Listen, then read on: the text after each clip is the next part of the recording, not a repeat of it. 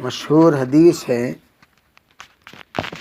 وحی کی ابتدا کے سلسلے میں. وحی سے پہلے اللہ کے رسول علیہ الصلاۃ والسلام پر مبادئ وحی کا ایک دور گزرا. مبادئ وحی کا دور کسے کہتے ہیں؟ مبادئ وحی کا دور وہ ہے کہ وحی نازل ہونے سے پہلے وحی سے ایک انسیت، اس لیے کہ جب تک ارضی اور سماوی ان دونوں کے درمیان نسبت پیدا نہیں ہوتی اس وقت تک اہل ارض کو اہل سما کی باتیں سمجھ میں نہیں آتی، اور نہ ہی ان دونوں کے درمیان کوئی تعلق پیدا ہوتا ہے. اس لیے ایک نظام اللہ کا ہے کہ آسمان والوں کے طرف سے پیغام پہنچنے سے پہلے زمین کو اس پیغام کے لیے تیار کر دیا جاتا ہے، منظم کر دیا جاتا ہے، مرتب کر دیا جاتا ہے، تاکہ آسمان سے کوئی پیغام آئے تو فوراً اس کو لینے کی طاقت، صلاحیت اس کے اندر پیدا ہو جائے. تو اس کے لیے زمین کو ہموار کیا جاتا ہے. تو اسی طریقے سے آپ علیہ الصلاۃ والسلام کے لیے ایک ہمواری کا دور گزرا. فرماتے ہیں اول ما بدی بہ رسول اللہ صلی اللہ علیہ وسلم من الوحی، اسی لیے یہاں مبادئ وحی کو وحی کا درجہ دے دیا گیا. مبادئ وحی کو وحی کا درجہ دیا، حالانکہ وہ وحی نہیں ہے. سب سے پہلی وحی جو آپ علیہ الصلاۃ والسلام پر شروع کی گئی یا شروع ہوئی وہ الرؤیا الصالحہ فی النوم، یعنی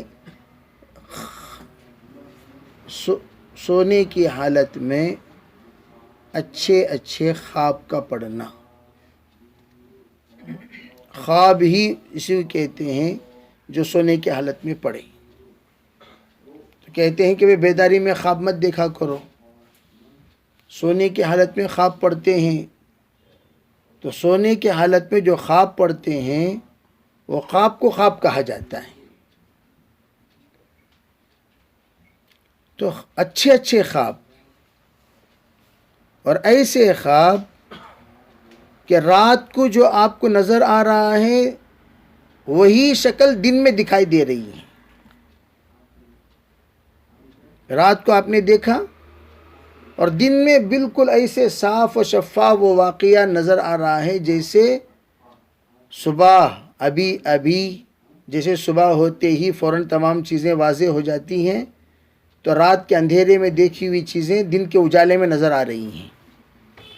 اس کو یہاں تعبیر کی گئی فَكَانَ لَا يَرَى رُؤْيَا، کوئی خواب آپ ایسا نہیں دیکھتے تھے إِلَّا جَاءَتْ مِثْلَ فَلَقِ الصُّبْحِ، صبح جس طریقے سے واضح ہو کر تمام رات کے اندھیریوں کے پردوں کو ہٹا کر واضح کر دیتی ہے صبح کی روشنی، اس طرح آپ علیہ السلام کو پورا خواب دن میں وہ واقعہ ایسا نظر آتا تھا گویا آپ نے اس کو جو خواب میں دیکھا وہ اپنے آنکھوں سے بھی آپ دیکھ رہے ہیں.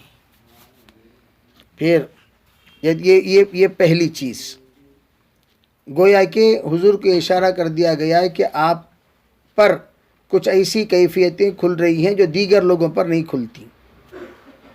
دوسری چیز آپ بالکل تنہائی پسند ہو گئے. تنہائی پسند، الگ تھلگ رہنا. حضرات محدثین یہ فرماتے ہیں یہ علم وحی کی بنیادی چیز ہے. علم وحی کو عوام کے سامنے بیان کرنے کا حکم دینے سے پہلے اللہ کی سنت ہے خلوت میں رہ کر جلوت میں آنا. خلوت میں رہ کر جلوت میں آنا، یعنی جلوت میں فوراً آنے کی اجازت نہیں ہے پہلے خلوت میں. جیسے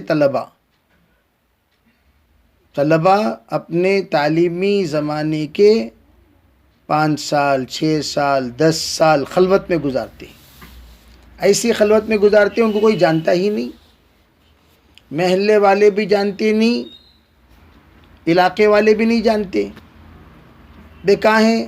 پڑھ رہے ہیں. کہاں ہیں؟ پڑھ رہے ہیں. اب کوئی پوچھا کہ بھئی کہاں پڑھ رہے ہیں؟ بنگلور میں پڑھ رہے ہیں. بنگلور والے سے پوچھا بھئی آپ کہاں رہتے ہیں؟ ہم فلاں مدرسے کے پاس رہتے ہیں. کیا آپ فلاں بچے کو جانتے ہو؟ نہیں، ہم نہیں جانتے. نہ محلے والے جان رہے ہیں. ارے بھئی یہ بنگلور میں پڑھ رہا ہے، فلاں محلے میں پڑھ رہا ہے، یہ فلاں محلے کے مصلی ہیں، لیکن ان کو فلاں شخص کا پتہ نہیں. تو ان سے کہا جائے گا بھئی تعلیمی دور جو ہوتا ہے وہ پردے کا دور ہوتا ہے، خلوت کا دور ہوتا ہے، وہ جلوت کا نہیں ہوتا. علم نبوت کی یہ خصوصیت ہے کہ علم نبوت میں خلوت کی بہت بڑی اہمیت ہے. التحیات میں تو جب خلوت کی سب سے بڑی اہمیت ہے تو علماء یہ فرماتے ہیں کہ حضور علیہ السلام کے نزدیک بھی الگ رہنے کو زیادہ محبوب بنا دیا گیا، اور آپ الگ ہی رہتے تھے. اور اسی تنہائی کو اختیار کرنے کے لیے آپ نے حرا کو چنا. غار حرا کو جو چنا وہ اسی لیے آپ نے چنا کہ بالکل آبادی سے کٹی ہوئی ہے اور کعبۃ اللہ وہاں سے نظر آ رہا ہے، اس لیے آپ نے حرا کو چنا. اسی کو کہتے ہیں وَكَانَ يَخْلُو فِي غَارِ حِرَاءٍ. آپ حرا میں جا کر وہاں رہ جایا کرتے تھے اور وہاں رات کی عبادت کیا کرتے تھے. کئی دن توشہ لے کر چلے جاتے، وہیں پر عبادت میں لگے رہتے. توشہ ختم ہونے کے بعد گھر تشریف لاتے، پھر توشہ ستو وغیرہ اپنے ساتھ لے لیتے، پھر چلے جاتے. بعض مرتبہ توشہ ختم ہو جاتا پھر بھی آپ نہیں آتے. حضرت خدیجہ رضی اللہ تعالی عنہا حضرت زینب کے ذریعے سے یا خود کبھی کبھار لے جا کر توشہ پہنچا کے آتی تھی. تو اسے یہ بات معلوم ہوا کہ پڑھائی کے زمانے میں مقصد حاصل کرنے کے لیے ضرورت کا بھی خیال نہیں ہوتا. تو طلباء عزیز کے لیے دوسرا اصول نکلا، مقصد کے حصول کے لیے ضرورت قربان کرنا. یہ طلباء کے علوم نبوت کے طلب کے اعلیٰ درجے کی صفت ہے کہ ان کو نہ ناشتے کا خیال ہوتا ہے، نہ چائے کا خیال ہوتا ہے، نہ کوئی دیگر چیزوں کا خیال ہوتا ہے. ان کے دماغ میں تو صرف ایک ہی چیز، پڑھائی پڑھائی پڑھائی پڑھائی. دیگر ضرورت تو کبھی بھی پوری ہو سکتی ہے، نیند کبھی بھی کر سکتے ہیں، لیکن تعلیم و تعلم تو یہ قربانی کا جذبہ، یہ ہے ضرورت. تو اس لیے اکابر کہتے ہیں کہ حضرت نبی علیہ السلام کی وہ حالت علم نبوت سے پہلے، اقرا سے پہلے کی جو حالت ہے، یہ حالات طالب علمی دور کے زندگی کی ایک مختصر خاکے کو کھینچتی ہیں کہ بھئی اس طرح ایک طالب علم کو رہنا ہے، جینا ہے، بسنا ہے اور اپنے علم کے لیے آگے بڑھنا ہے، صبر و تحمل کے ساتھ کام لینا ہے. جب یہ گزر گیا تو فرمانے لگے کہ آپ اپنے اہل کے پاس تشریف لاتے، پھر توشہ لیتے، پھر چلے جاتے. کبھی کبھار اسی طرح خدیجہ رضی اللہ تعالی عنہا خود لے کر پہنچ جاتی. یہاں تک کہ جب یہ دور چلتا رہا اچانک جاءہ الحق، وحی نازل ہوئی. حق وحی، جیسے حدیث پاک میں ہے جب اللہ تعالی وحی نازل کرتا ہے، کوئی حکم دیتا ہے تو پہلے حاملین عرش کو دیتا ہے. حاملین عرش سے 7ویں آسمان کے فرشتے پوچھتے ہیں ماذا قال ربکم، تو حاملین عرش کہتے ہیں قال الحق. تو وہ حق سے مراد اللہ کا حکم ہے اور وہ حکم برحق ہے. تو قال الحق یعنی اللہ نے جو کہا وہ صحیح کہا. حق کہا، برحق بات آپ نے فرمائی، تو اس لیے وحی کو یہاں پر حق سے تعبیر کی گئی۔ اور جب آپ غار حرا میں تھے تو اس وقت پہلی وحی نازل ہوئی، فرشتہ آیا،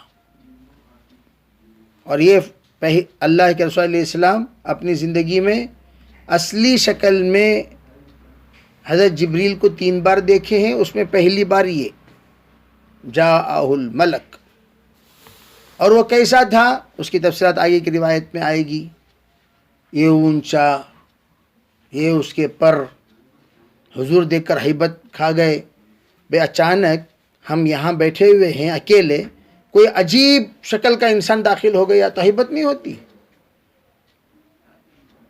اچھا خاصا آیا تو تب بھی ہیبت، اچھا خاصا انسان، اچانک ایک نورانی آدمی آ گیا تنہائی میں، اور اس کے آنے کا کوئی وقت ہی نہیں، اور نہ آنے کا کوئی راستہ ہے، نہ آنے کا کوئی موقع ہے، تو اللہ کے رسول علیہ السلام عجیب ہیبت میں، ابھی یہ کون؟ اس لیے کہ آپ بشر ہیں، ابھی یوحا الیہ نہیں ہوا، قل انما انا بشر مثلکم، بشر ہونے کے حیثیت سے آپ ڈر گئے، ابھی آپ نبی نہیں بنے۔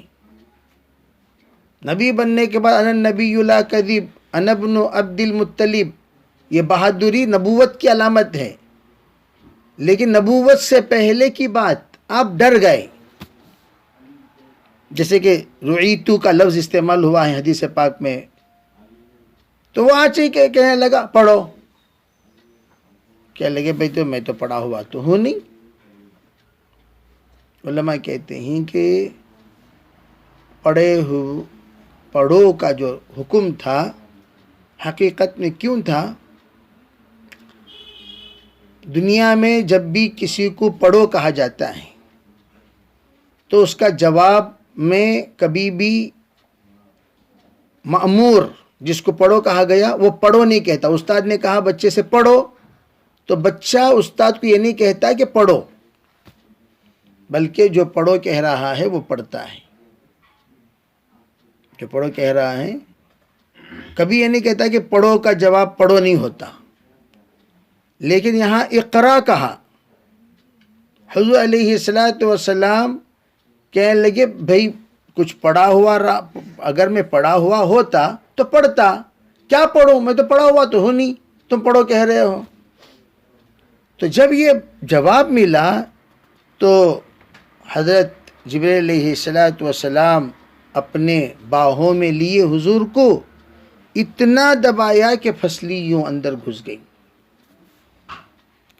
اتنا زور سے دبایا، بھینچا، یہاں تک کہ میں محنت کی انتہا میں پہنچ گیا، یعنی میں برداشت نہیں کر سکا، پھسلیاں یوں اندر گھس گئیں، اتنا زور سے انہوں نے مجھے بھینچنے کے بعد پھر چھوڑ کر کہنے لگے اب پڑھیے۔ پھر وہی جواب، جی میں تو پڑھا ہوا تو ہوں نہیں۔ پھر دوبارہ پھر کہا جی پڑھیے، کہا جی میں پڑھا ہوا تو ہوں نہیں۔ پھر سہبارہ دبایا 3 مرتبہ۔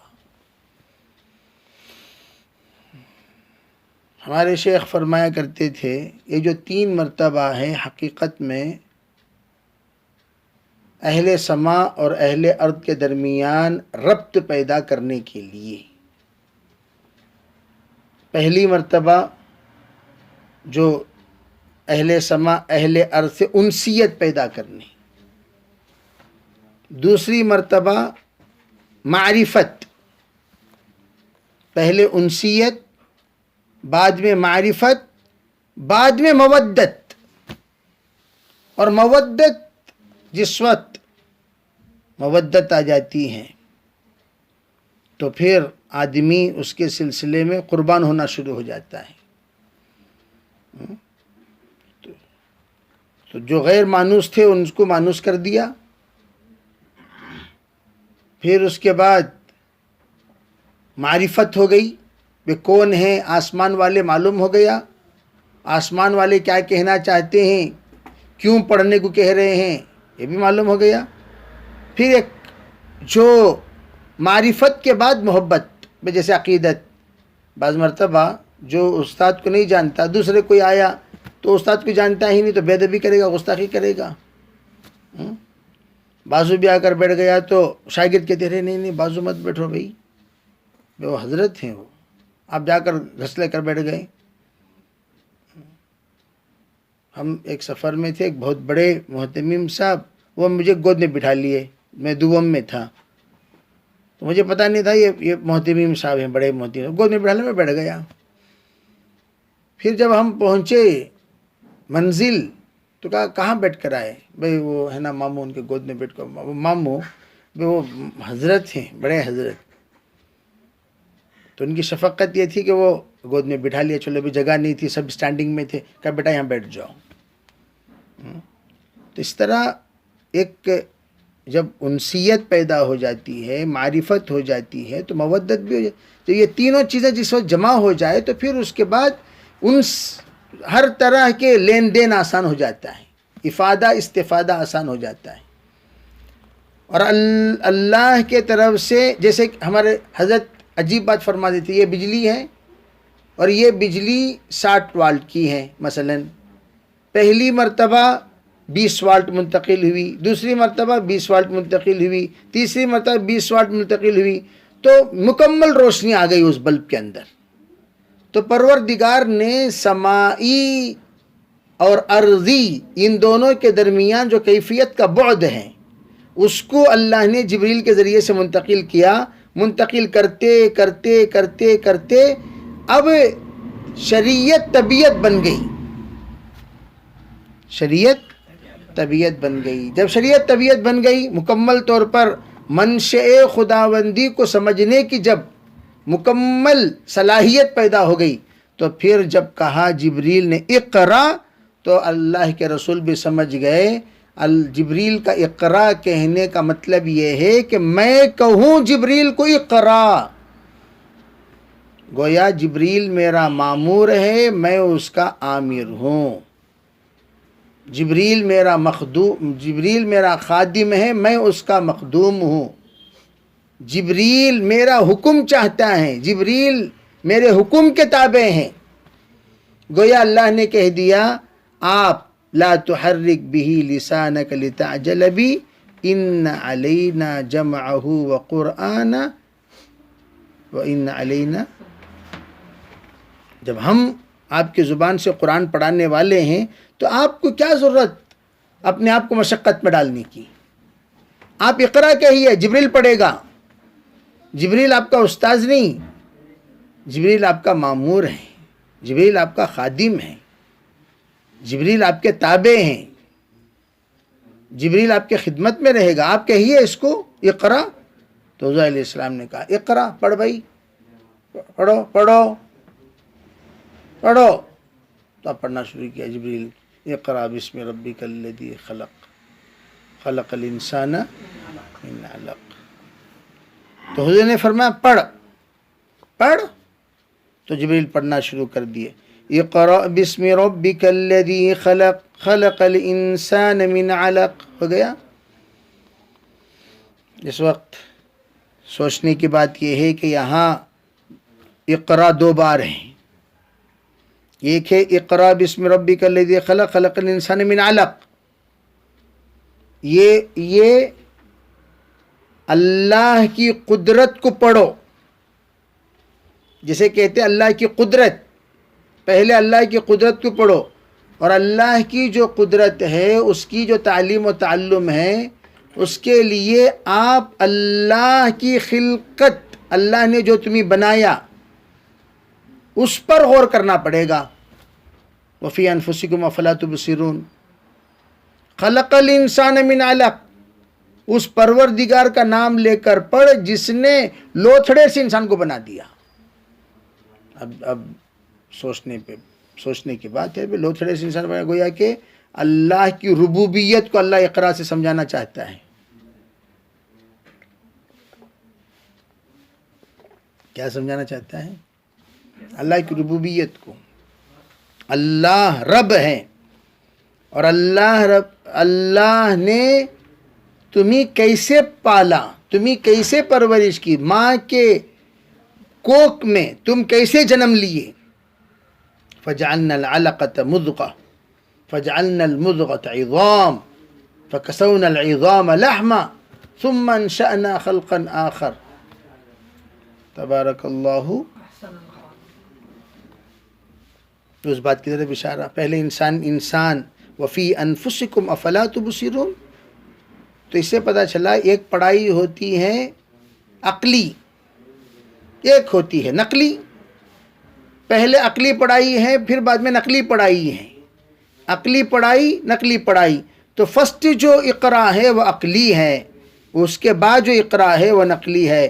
اقرا وربک الاکرم الذی علم بالقلم. پہلا اقرا کے ذریعے سے قدرت کو پڑھو. پہلے اقرا کے ذریعے قدرت کو پڑھو. پہلے قدرت کو پڑھو. قدرت کو پڑھنے کے لیے دماغ دوڑانا پڑتا ہے، سوچ دوڑانا پڑتا ہے، آدمی کو سوچنا پڑتا ہے، آدمی کو فکر کرنا پڑتا ہے. یہ قدرت کو پڑھو. اللہ کی قدرت کیا، اللہ کی طاقت کیا، اللہ کون ہے وہ تمہیں سمجھ میں آئے گا. جو رب تمہیں پڑھنے کو کہہ رہا ہے وہ رب کون، وہ پہلے پڑھو. پھر اب کتابت کو پڑھو. اقرا وربک الاکرم الذی علم بالقلم. تب پتہ چلا کہ پہلی جو تعلیم ہوتی ہے وہ وہبی ہوتی ہے، دوسری جو ہوتی ہے وہ کسبی ہوتی ہے. پہلی جو ہوتی ہے وہ کیا ہوتی ہے؟ وہبی ہوتی ہے. دوسری جو ہوتی ہے وہ کسبی ہوتی ہے. کسبی وہبی سے آگے نہیں بڑھ سکتی. کسبی محدود ہے، وہبی لامحدود ہے. تو اللہ نے یہ کہہ دیا کہ میرے نبی کو جو علم میں دے رہا ہوں یہ کسبی نہیں، یہ کیا ہے؟ وہ یہ وہبی ہے. من جانب اللہ. نبوت خود ایک وہبی ہے. یہ اللہ کے طرف سے عطیہ ہیں، التحیات. تو وہبی اور کسبی. اقرا وربک الاکرم. اب یہ وربک الاکرم کیا مطلب؟ بے اللہ تعالیٰ کریم ذات ہے. آگے جو علم ہے پہلے یہ پڑھو، آگے جو پڑھائی وہ اللہ پڑھائے گا. پہلے جو پڑھنے کو کہا جاتا ہے وہ پڑھو، آگے جو پڑھائی وہ اللہ پڑھائے گا. تو حضرت فرمایا کرتے تھے سب سے پہلے والدین یہ پہلے استاد ہیں بچوں کے، جنہوں نے بچوں کو بولنا سکھایا، چلنا سکھایا، پہننا سکھایا. اقرا بسم ربک الذی خلق. خلق. تو اللہ نے جو پیدا کیا وہ کہاں سے پیدا کیا؟ والد اور والدہ. والد والدہ. لم یلد ولم یولد، اسی سے تو والد ہے. اب لم یلد ولم یولد. اللہ نہ والد ہے نہ مولود ہے. آسان ترجمہ. لم یلد ولم یولد ترجمہ کیا کریں گے؟ اللہ نہ والد ہے نہ مولود ہے. اور آسان، نہ والد ہے نہ ولد ہے. اللہ نہ والد ہے نہ ولد ہے.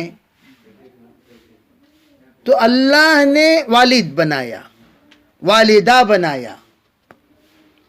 تو یہ دونوں کی جو تعلیم ہوتی ہے یہ پہلی تعلیم. اقرا بسم ربک الذی خلق رب ارحمہما کما ربیانی صغیرا.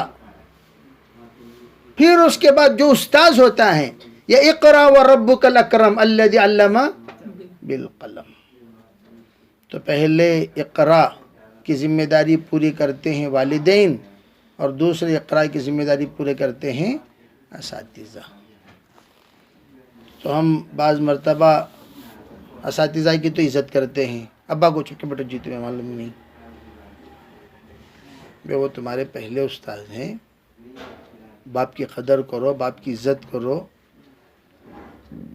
میں تو کہتا ہوں کہ باپ کی عزت کرنا فرض ہے، استاذ کی عزت کرنا واجب ہے، شیخ کی عزت کرنا سنت مؤکدہ ہے. لوگ الٹا شیخ کی عزت استاد سے بھی زیادہ کریں گے. جو بات ہم پہلے کہہ رہے ہیں وہ ابھی کہہ رہے ہیں. سب کی عزت تو کرنا چاہیے، لیکن والدین کی عزت 24 گھنٹے فرض ہے. استاذ کی عزت عند الحضور، عند الوقوع، عند التعلیم، عند التعلم، کرو. جب بھی تم اساتذہ کا نام لو احترام سے نام لیا کرو. نہیں، چاہے وہ آپ کے الف با کے استاذ کیوں نہ، اور تم مفتی بن گئے، عالم بن گئے، محدث بن گئے، لیکن وہ تمہارے الف با کے استاذ ہیں. ان کے الف تم جب الف پڑھو گے وہ ثواب وہاں مل رہا ہے. بخاری پڑھاتے ہوئے تم الف پڑھ رہے ہو، اقرا، لیکن وہ استاذ جو تم نے اسکول کے پڑھنے کے زمانے میں تمہیں اقرا بسم ربک الذی خلق پڑھائی نہیں پڑھائی، اسے ثواب پہنچ رہا ہے. تو اس کی بھی عزت کرنا، احترام کرنا. ہم ایک سیرت کے جلسے میں تھے وانم باڑی میں، تو میں بیان کے دوران دیکھ رہا تھا کہ میرے سامنے بیٹھے ہوئے میں میرے ماسٹر بھی ہیں جنہوں نے مجھے حساب سکھایا، وہ بیٹھے ہوئے بڑے غور سے سن رہے ہیں، اور میرے وہ استاذ بھی ہیں جنہوں نے مجھے قرآن پڑھایا، بڑے غور سے سن رہے ہیں. اس لیے کہ وہ مجھے نہیں جانتے لیکن میں تو ان کو جانتا ہوں. جب وہ پڑھاتے تھے تب تو بچہ تھا، ہم ان کی گاڑی لے کے بغیر اجازت چل دیا کرتے تھے. حضرت یہاں پڑھا لے کر بیٹھے رہتے تھے گھر میں، اور ہم حضرت سبق سناتے بھاگتے، حضرت وہ گاڑی وہاں سائڈ کھڑا ڈال دو، چائے بھی دیتے، ایک راؤنڈ مار لیتے اس میں حضرت کی گاڑی میں. وہ کئی بار گرائے، بیچارے کچھ نہیں کہتے تھے، بڑے نیک استاذ. ان سے جب میں نے کہا حضرت میں نظام الدین فلاں وقت میں جو پڑھا، ارے آپ نظام الدین، فوراً دسوں سے ارے بھائی میرے شاگرد، میرے شاگرد، میرے شاگرد. پھر حضرت گنڈو نثار احمد صاحب یہ میرے حساب کے استاذ ہیں. ان سے کہا حضرت میں آپ کے پاس 8ویں کلاس میں اسلامیہ میں پڑھا حساب. وہ بھی خوش ہو گئے، ارے انہوں بھی میرے شاگرد، تو میرے شاگرد. تو اپنے اساتذہ کو البر لا یبلا والذنب لا ینسا، احسان کبھی پرانے محسنین کو ہمیشہ یاد رکھنے پر ہمارا بھی احسان لوگ یاد رکھیں گے. اگر ہم پرانے محسن کو بھول گئے تو لوگ ہمارا بھی احسان بھول جائیں گے. تو اللہ نے اشارتاً کہا کہ دیکھو یہ والدین اور یہ تمہارا استاذ، اور دونوں اقرا کی ذمہ داری انہوں نے پورا کیا، اور تم دونوں کا احترام کرو، دونوں کی عزت کرو. اقرا وربک الاکرم. وضاحتیں تو بہت ہیں، وقت کا دامن تنگ ہے. تو آگے یہ کہا جس وقت یہ آیتیں نازل ہو گئی، 5 آیتیں نازل ہو گئی، نازل ہونے کے بعد آپ پریشان ہو کر جس وقت آپ تشریف لائے تو واقعتاً کوئی ایک نئے مخلوق سے جب ملاقات ہوتی ہے تو بخار آتا ہے، ہیبت ہوتی ہے، کانپنا شروع ہو جاتے ہیں. تو یہی ہوا بحیثیت انسان. انما انا بشر مثلکم، جو ہونا تھا وہ ہوا. آپ آئے ان آیات کو لے کر، لیکن دل دھڑک رہا تھا، اور آپ داخل ہوئے خدیجہ کے پاس اس حالت میں کہ آپ کہہ رہے تھے ارے مجھے جلدی اڑاؤ، جلدی اڑاؤ، زملونی زملونی. پورے گھر والوں کو حکم دے رہے ہیں ارے سب اپنی اپنی چادر لا کر مجھے اڑاؤ. یوں کانپ رہے تھے آپ کو اڑایا گیا. 9 چادریں خدیجہ کی، حضور کی، 4 بیٹیوں کی، مہمانوں کی، سب ملا کر اڑا دیے، سب چادر اڑا دیے، اور آپ یوں کانپ رہے ہیں. حضرت خدیجہ نے آپ صلی اللہ علیہ وسلم کو چادر اڑا کر یوں سنبھال لیا. اللہ کی عجیب حکمت. حضرت خدیجہ کا احسان سرکار زندگی بھر نہیں بھولے. اس کی وجہ کیا؟ ایک اعتبار سے ماں کی کمی انہوں نے دور کر دی. بیوی جو ہوتی ہے وہ جب ماں چلی جاتی ہے تو ماں کی ذمہ داری بھی پوری کرتی ہے، جبکہ وہ عقل مند ہو، سمجھدار ہو، بردبار ہو، ہمدرد ہو. تو ماں کی جگہ خالی ہے، بیوی وہ جگہ پوری کرتی، گھبراؤ مت، تسلی دیتی ہے. دوست کی جگہ پور کرتی ہیں. حضور کی والدہ نہیں تو حضرت خدیجہ نے اس کا حق ادا کیا. حضور کے کوئی دوست نہیں. لو کنت متخذا خلیلا لاتخذت ابا بکر خلیلا. دوست بنانے کا ہوتا تو ابو بکر کو بنا لیتا، لیکن میں نے اللہ کو دوست بنا لیا. جب بنا لیا تو پھر کوئی اور دوست نہیں. ابو بکر میرا ساتھی ہے، میرا دوست نہیں. ابو بکر صاحبی فی الغار صاحبی فی الحجرہ صاحبی فی القبر صاحبی فی الحشر صاحبی فی الجنہ. تو دوستوں نے ساتھی ہے میرا ابو بکر. اور حضور کو دوستی کا حق جو حضرت خدیجہ نے نبھایا، بیوی ہونے کا حق خدیجہ نے نبھایا، ہمدرد ہونے کا حق خدیجہ نے نبھایا، معین اور مددگار ناصر ہونے کا حق خدیجہ نے نبھایا. حضرت صدیق اپنے قربانی کی وجہ سے اکبر لقب پائے تو حضرت خدیجہ نے اپنی قربانی سے کبریٰ لقب پائی. حضرت خدیجہ الکبریٰ کہتے نہیں کہتے؟ تو کیا ہے کبریٰ؟ قربانی کی وجہ سے وہ کبریٰ ہوئی. ان کا نام کا جز نہیں تھا خدیجہ الکبریٰ، وہ خدیجہ ہیں صرف، لیکن قربانی سے کبریٰ ہوئی. تبھی تو کہا حضرت عائشہ سے، کیا آپ ہمیشہ وہ بڑھیا کو یاد کرتی رہتی ہیں؟ ہمیشہ خدیجہ خدیجہ خدیجہ. تو حضور کی آنکھوں سے آنسو آئے. جس وقت میرا کوئی نہیں تھا سہارا، سب سے بڑا دکھ اور درد کو سہ کر مجھے تسلی دینے والی، سہارا بننے والی کون تھی؟ وہ حضرت خدیجہ تھی. تو وہ بیان کیا حضرت خدیجہ رضی اللہ تعالی عنہا.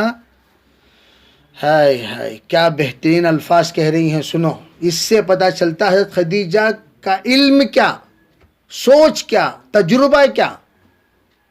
اللہ تعالیٰ نے جو حضور علیہ السلام کو جو بیگم عطا فرمائے، 25 سال حضور کی تو 40 سال خدیجہ کی، یہ اس موقع پر حضرت خدیجہ کی سخت ضرورت تھی. یہ اللہ کا نظام، یہ نظام نبوت. اور آخری سال میں تو حضرت عائشہ سے نکاح ہوا، کم عمر. یہ بھی اللہ کی حکمت، تاکہ سرکار دو عالم صلی اللہ علیہ وسلم کا عائلی مسائل دیر تک امت کو حضرت عائشہ بیان کرتی رہیں. اس وقت میں صاحب نبوت کو سنبھالنے کی ضرورت پڑی تو اللہ نے خدیجہ سے نکاح کرایا. جب علم نبوت کو سنبھالنے کی ضرورت پڑی تو اللہ نے حضرت عائشہ سے نکاح کرایا. اور حضرت عائشہ سے جو نکاح ہوا وہ بھی آسمانی نکاح. حضور نے نکاح نہیں کیا، آسمان سے پیغام لے کر جبریل بن گئے بروکر. جبریل بن گئے بیچ میں، ایلچی بن گئے. کہا حضرت ان سے نکاح کرنے کا حکم ہے اللہ کا. کون بول کو دیکھے تو حضرت عائشہ. میرے بھائی یہ سب نہیں. کیا نہیں یہ وہاں سے ریشمی رومال میں ان کی تصویر لپٹی ہوئی تھی اللہ نے. تو اس سے علماء بعض استدلال کرتے ہیں شادی سے پہلے نوشوں کو اپنے بیگمات کی تصویر بتانے کی اجازت ہے. دیکھ لو بھائی نوش تمہارے ہونے والے، نوش تمہارے ہونے والے، دیکھنے کی اجازت. کیا مولانا لا حول ولا قوت، علماء رکھو تمہیں دیکھ رہی ہیں کیا؟ حضور رکھو دیکھے نہیں، دیکھنے میں حرج کیا؟ بھائی شادی کے بعد نہیں میں برابر دیکھا نہیں، اس کی ناک نہیں دیکھا، اس کی پیشانی نہیں دیکھا. یہ کیوں بھائی؟ شادی کے بعد بولنا کتنی بری بات ہے. شادی سے پہلے انتخاب میں صحیح تجزیہ کر لو. یہ فرمایا کہ جس وقت حضرت خدیجہ رضی اللہ تعالیٰ عنہ سنبھالی اور حضرت خدیجہ کو پوری خبر دی حضور نے، یہ ہوا یہ ہوا یہ ہوا، اور میں ڈر گیا اپنے آپ کے بارے میں، کہیں میں چلا نہ جاؤں، رخصت نہ ہو جاؤں. 3 بار موت کے منہ میں جا کر آیا. تو یہ 3 بار کے سلسلے میں حضرت شیخ فرمایا کرتے تھے علم نبوت حاصل کرنے کے لیے 3 مرتبہ ہر طالب علم ڈگمگائے گا. ہر طالب علم کے اوپر 3 مرتبہ حالات آئیں گے. تینوں مرتبہ سنبھل گیا تو وہ منزل پار کر دیا. بہت سارے پہلی بار کلین بولڈ ہو جاتے ہیں، ہوتے نہیں ہوتے پہلی بار. تو آپ ہی ماشاءاللہ ابھی دور حدیث پہنچ گئے ہو تو تم خود بتا سکتے ہو بھی تمہارے حفظ میں کتنے ساتھی تھے جو چلے گئے، اول میں کتنے ساتھی تھے چلے گئے، دوم میں کتنے ساتھی چلے گئے، صبح میں کتنے ساتھی چلے گئے. ہوئے نہیں کارگزاری. ہمارے ہر طالب علم کے ساتھ یہ بات کہی جا سکتی ہے کہ ایک بڑا مجمع ان کو چھوڑ کر جدا ہو جاتا ہے. کہاں غائب ہو گیا، سر سے غائب ہو گیا بھائی. مسلمان بنو مسلمان.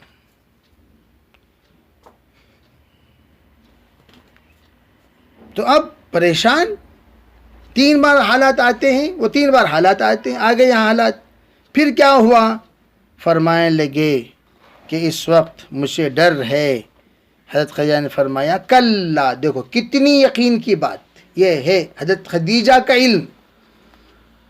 حضرت خدیجہ ابھی علم نبوت سے پہلا سبق بھی نہیں پڑھی، لیکن صحبت نبوت نے ان کو جو تجربہ دیا، ان کو جو باتیں صحبت کی وجہ سے ملی، تجربے کی وجہ سے ملی،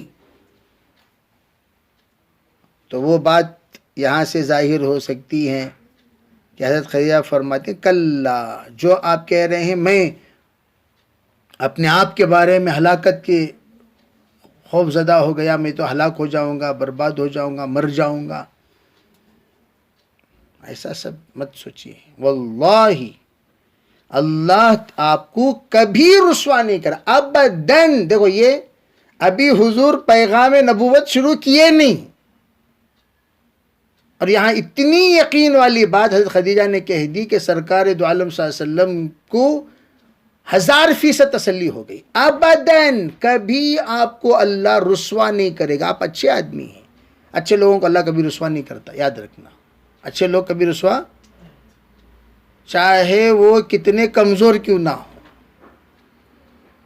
اچھے لوگ کتنے کمزور کیوں نہ ہو، انتہائی درجے کے شریف انسان کو انتہائی درجے کا رذیل انسان گالی دیتا ہے اور وہ خاموش ہیں، تو وہ یوں سمجھ جاتا دیکھا کیسی ہمت، لیکن اس گالی کے پیچھے اس کی بربادی کو یہ نہیں جانتا. اتقوا دعوت المظلوم، اللہ کے رسول نے منع کیا. بھئی بچوں، وہ عرش اعظم تک پہنچ جاتی ہے، کوئی معمولی چیز نہیں. یہاں یہ بات فرمائی. پھر فرمایا آپ نیک کام کیا کرتے ہیں؟ نبوت سے پہلے کے کام سنو. نبوت سے پہلے صفات نبوت، جس کو کہا اللہ زمین کو ہموار کرتا ہے. کیا ہموار کیا؟ سب سے پہلی چیز جو نیک ہوتا ہے، نیک انسان کی پہلی علامت رشتہ داروں سے جڑا رہتا ہے. رشتے ناطے سے جوڑنا، یہ رزق میں برکت ہے، انسان کی نیکی ہے، دل کی اصلاح ہے، من کی اصلاح ہے، دنیا اور آخرت کی برکت ہے اور اعمال کی حفاظت ہے.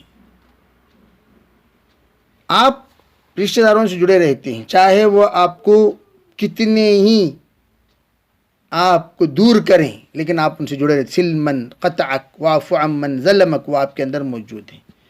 اور آپ دوسروں کا بوجھ اٹھاتے ہیں، ارے بھائی لاؤ میں وہاں تک پہنچا دوں، ارے آپ کا لگیج میں پہنچا دوں، بھائی آپ کی پیٹی میں پہنچا دوں، بھائی آپ کی بیگ میں اٹھا لوں.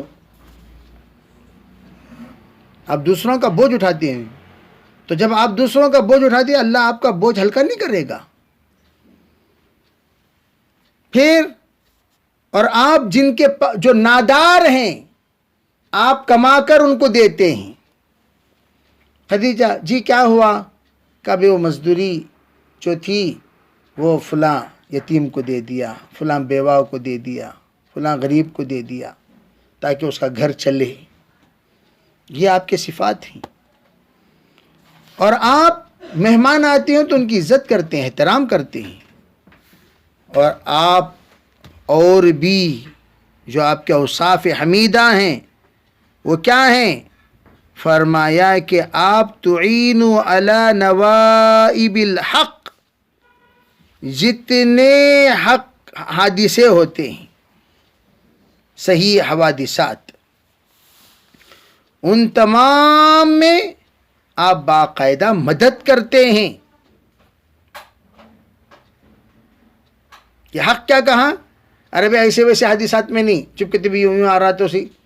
جو واقعی حادثات ہیں، واقعی محتاج ہے، واقعی اس کے نقصانات ہیں، تو ان کی آپ مدد کرتے ہیں. بات سمجھ لیں، حوادثات ہو گئے تو اس میں مدد کرنا. کوئی بھی چیز جو ہو گیا، پرانی ہو یا نہیں ہو. پھر فرمایا، پھر اس کے بعد کہا آپ بے فکر رہیں، اس مسئلے کا اور حل ہے۔ جب کوئی مسئلے کا حل خود کو معلوم نہ ہو تو اصحاب حل کے پاس جانا چاہیے۔ خود کو اگر کوئی مسئلے کا حل معلوم نہ ہو تو اس کا حل کیا؟ اصحاب حل کے پاس جاؤ۔ جب اصحاب حل کے پاس جاؤ گے تو اصحاب حل اپنے تجربے سے اس کا حل بتائیں گے۔ کیا کیا؟ فرمایا ان کو لے کر گئیں ورقہ ابن نوفل کے پاس۔ اور ورقہ کون ہیں؟ یہ خدیجہ کے چچا زاد بھائی ہیں۔ اور یہ کون ہیں؟ یہ وہ ہیں جنہوں نے زمانے جاہلیت میں نصرانیت قبول کی، نصرانیت قبول کی، اور نصرانیت قبول کرنے کے بعد اس میں اتنے ماہر بنے، خود عبرانی زبان میں انجیل لکھا کرتے تھے، انجیل لکھا کرتے تھے، اور بہت کچھ جو اللہ نے ان کو توفیق دی وہ سب کام کرتے تھے۔ تو گویا یہ نصرانیت میں بہت بڑے عالم سمجھے جاتے تھے، تبھی تو انجیل لکھتے تھے، اور اپنے تجربے کے اعتبار سے، اپنی عمر کے اعتبار سے شیخ تھے، معمر تھے، اتنے معمر تھے کہ ان کی آنکھوں کی روشنی چلی گئی تھی، تو کتنا تجربہ حاصل ہوا ہوگا۔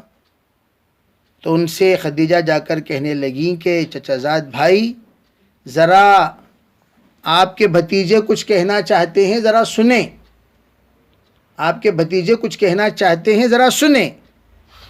تو ورقہ نے ان سے کہا، بھتیجے کیا بات ہے، کیا کہنا چاہتے ہو، کیا خیال ہے تمہارا، کیا بولنا چاہتے ہو، بتاؤ۔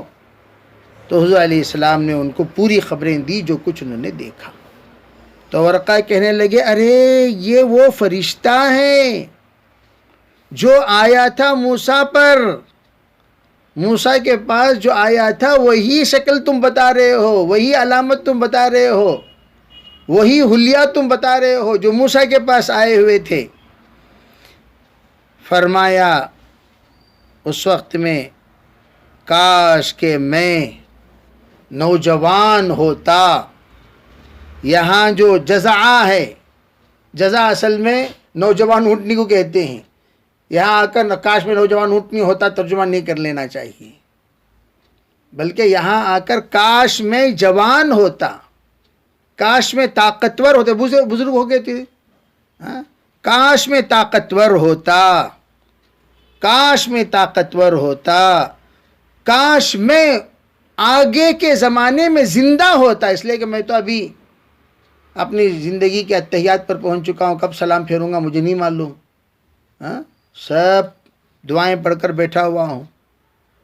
پھر کہنے لگے کہ جو معاملہ دیگر نبیوں کے ساتھ ہوا، نبوت کے دعوے پر ہر نبی کو اپنے علاقے سے نکالا گیا، حضرت شعیب کو بھی، حضرت لوط کو بھی، حضرت ابراہیم کو بھی، دیگر تمام انبیاء علیہ السلام کے واقعات میں اسی طرح پیشن گوئی دی۔ یہ ان کی دور اندیشی اور تجربے کی بات ہے۔ انہوں نے نبیوں کے حیات کا اتنا مطالعہ